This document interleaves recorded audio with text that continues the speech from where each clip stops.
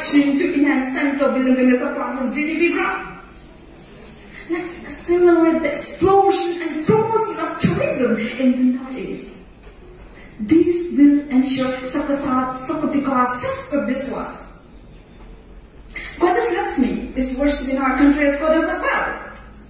But today, in our country, 78% of our women is out of work participation as per International Labour Organization report. This is unacceptable to our country like India, who is streaming for an economic superpower by 2050.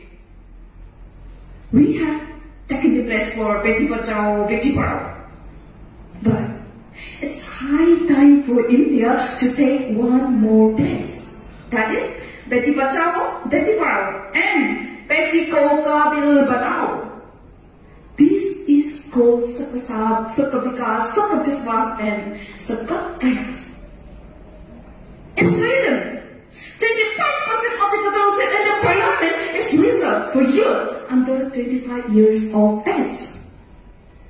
If we believe in the mantra of Sabka Saath Sabka Vikas, why? Why not make a reservation for all youth in the parliament? Why not give a chance to the youth to register their future?